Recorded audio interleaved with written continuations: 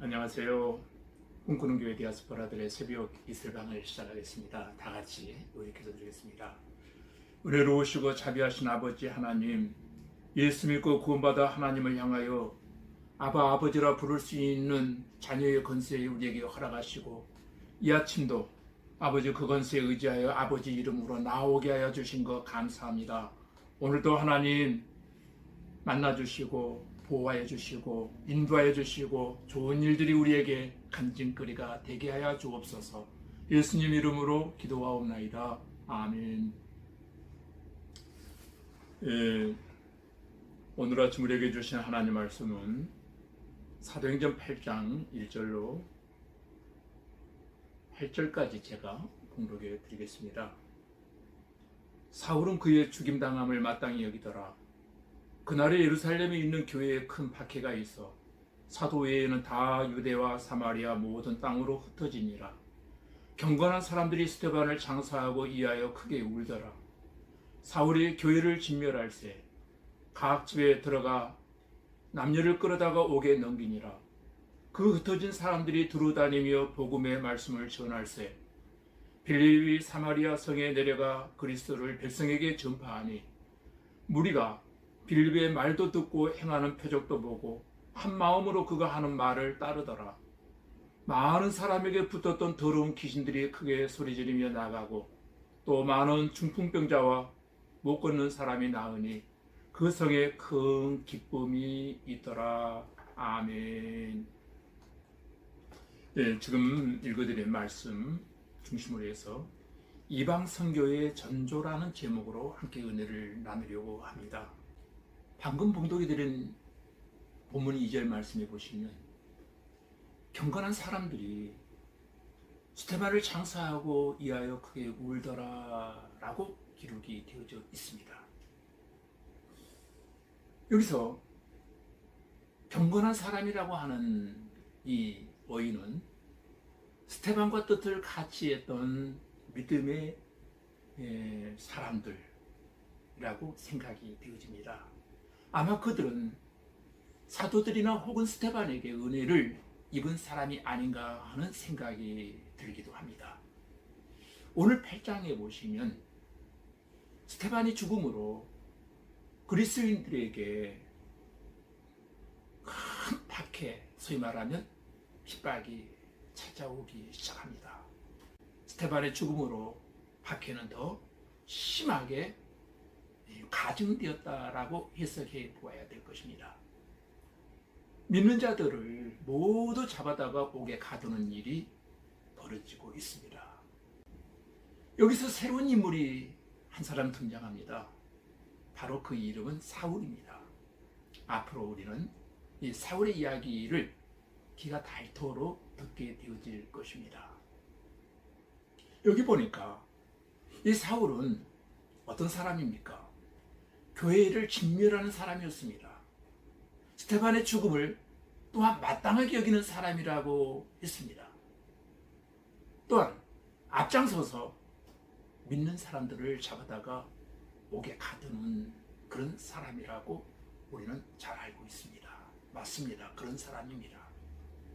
그런데 1절에 보시면 사도 외에는 다 유대와 사마리아와 모든 땅으로 흩어졌다라고 말씀합니다. 디아스포라가 되었다는 겁니다. 흩어진 유대인들, 박해가 오자 그들은 흩어지기 시작합니다. 모든 사람들이 핍박이 무서워서 예루살렘을 떠나고 있습니다. 그런데 그와 같은 무서운 상황이 핍박이 다가왔지만 예루살렘을 전혀 떠나지 아니하고 교회를 지키는 용감한 사람들이 있었는데 그들이 바로 누굽니까? 사도들이라고 성경은 기록하고 있습니다. 예루살렘을 떠나지 않는 것은 간단한 일이 아닙니다. 죽음을 각오한 일이며 아무나 내릴 수 있는 결정이 아닙니다.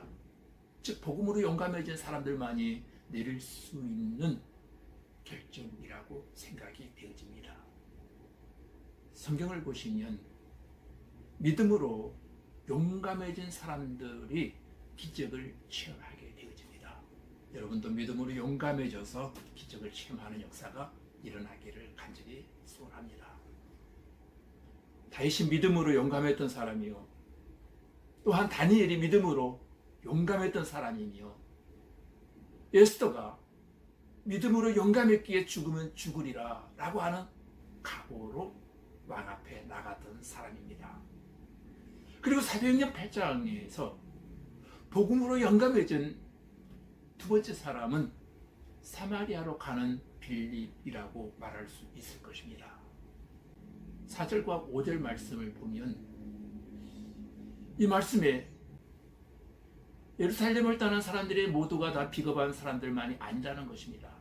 예루살렘을 떠난 빌립은 핍박이 두려워서 혹은 살기 위해서 예루살렘을 떠난 자가 아니었다는 것입니다. 그는 아무도 가지 아니하는 이방 땅이요, 유대인들을 상종을 금했던 사마리아로 가서 복음을 전하기 위해 사마리아로 내려간 최초의 용감한 이방 선교사라고 말할 수 있을 것입니다. 빌립의 복음을 들고 사마리아로 들어간 것은 역시 아무나 할 수 있는 일이 아니었다는 것입니다. 복음으로 용감해진 사람만이 할 수 있는 결단이었을 것입니다. 그리고 9절로 13절까지 보시면 또 한 사람, 복음으로 용감해진 사람이 등장하고 있습니다. 그게 누굽니까? 바로 빌립을 따르게 된 시몬이라는 인물입니다. 시몬.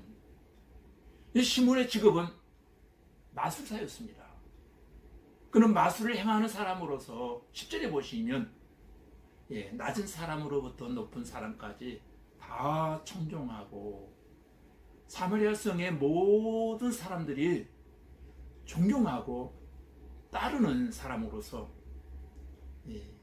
부를 곳이 없는 그런 사람이었습니다. 그는 마술을 행함으로 모든 것이 해결되는 그런 존재였습니다. 즉 명예도 얻었습니다. 재물도 쌓을 만큼 쌓았습니다. 존경도 받습니다. 어떻게 보면 모든 것이 그는 보장되어 있는 그런 사람이었습니다. 그런데 이 시몬이 이 모든 것을 버리고 빌립을 따르게 되었다라고 하는 것은 대단히 용감한 결단이요, 놀라운 일이 아닐 수 없습니다. 여러분, 무엇이 이 시몬을 용감하게 했습니까? 바로 복음이 시몬을 용감하게 했다라고 하는 사실입니다. 시몬의 훌륭함이 무엇입니까?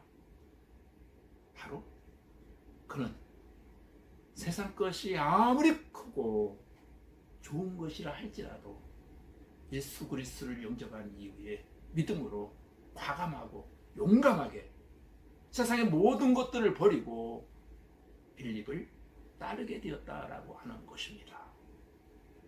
희생이 있었습니다. 이제 사마리아 들어간 빌립으로 인해 많은 사람들이 예수님을 믿게 되었다는 것입니다.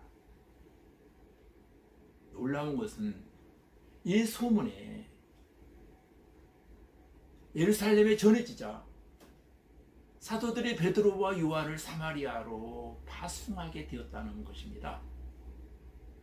그런데 베드로와 요한이 사마리아에 와보니 이들이 예수를 믿고 세례까지 받았는데 성령을 받지 못했다는 것입니다. 여러분, 무슨 말씀입니까? 그러므로 베드로와 요한이 이들에게 안수하니 이들이 비로소 성령을 받게 되었다는 말씀입니다. 여기서 시몬이 성령을 받지 못했다는 것은 기본적 성령 세례는 받아서 예수를 나의 주 하나님으로 믿는데 아직 성령 충만을 받지 못했다는 그런 말씀이 되겠습니다. 다시금 한번 이 말씀에 여러분 집중해야 될 줄로 믿습니다. 지금 성령에 대한 것을 문제 삼고 있는 사람들은 성령 세례와 성령 충만을 구분하지 못하고 있는 사람들이었다는 것입니다. 우리 중에도 아마 그런 사람들이 많이 있을 것입니다. 제가 여러 번 설교를 통해서 말씀을 드리기도 했습니다만은 성령 세례는 예수 그리스도를 나의 주 나의 하나님으로 믿을 때 한 번만 받는 단회적인 것이고, 성령 충만은 성령 세례를 받은 자들이 받게 되는 반복적인 것이라고 제가 말씀을 드렸습니다. 또 성화는 계속해서 죽을 때까지 점진적으로 이루어 나가는 변화라고 제가 말씀을 드린 기억이 납니다. 잊지 마시고 꼭 기억해 두시기 바랍니다. 그러므로 오늘 8장의 시몬은 믿을 때 받은 무의식적인 성령 세례를 받아 예수를 믿게 되었지만 아직도 의식적으로 경험하게 되는 성령 충만은 받지를 못한 신앙인이라는 것입니다. 더 쉬운 말로 말씀을 드린다면 하나님의 자녀로 태어났어도 아직도 아버지에 대하여서는 잘 모르고, 또 어떻게 하여야 나의 하나님을 기쁘시게 하는지도 모르는 바로 철나지 아니한 신앙인이라는 것으로 해석해 볼 수가 있을 것입니다. 우리 주변에도 시몬의 신앙을 가진 사람들이 있을 수 있습니다. 아니, 많이 있을 수 있습니다. 자꾸만 성령 충만을 받아야 한다고 하는지 아십니까? 성령 충만을 받으면 믿음이 확실해지고 담대해지며, 또 어떻게 하여야 하나님을 기쁘시게 하는지를 알게 되므로 성령 받은 자는 바로 하나님을 기쁘시게 하는 그런 삶을 살게 되어진다는 것입니다. 성령 받을 때 하나님 뜻이 무엇인가를 분별하게 되어진다는 겁니다. 그래서 에베소서 5장 8절 말씀에 보면은 그런 말씀이 나옵니다. 술 취하지 말라, 이는 방탕한 것이니 오직 성령의 충만함을 받으라고 말씀하고 있습니다. 오늘 본문 20절 말씀에 보면은 베드로가 말하기를 성령은 돈을 주고 사는 것이 아니라 하나님의 선물이라고 말씀하고 있습니다. 에베소서 2장 8절의 말씀이죠. 구원이 하나님의 선물인 것처럼 성령도 하나님의 선물이라는 거예요. 선물을 달라고 하는 자에게 주는 것도 아니에요. 또 선물은 돈을 주고 사는 것도 아니다는 겁니다. 성령이 돈을 주고 사는 것이라면 가난한 자들이 어떻게 성령을 받겠습니까? 베드로가 시몬을 무섭게 책망하고 있습니다. 베드로는 이런 사람들을 향해 너의 약함을 회개하고 주께 기도하라고 지금 책망하고 있는 것입니다. 즉, 이 말씀은 너의 그 악함을 회개하고 주께 기도할 때 하나님께서 원하는 것을 너에게 주신다라는 그런 말씀이 되겠습니다. 오늘 8장에서 또 한 사람, 에티오피아의 재무장관인 네시에게서 몇 가지 교훈을 우리는 받을 수 있을 것입니다. 이 네시는 어떤 사람입니까? 예배를 남달리 사모하는 사람이었습니다. 에티오피아의 재무장관인 네시는 예루살렘에서 유월절 예배를 하나님께 드리기 위하여 멀리서 온 사람입니다. 오늘날처럼 교통수단이 좋은 시절이 아니잖아요.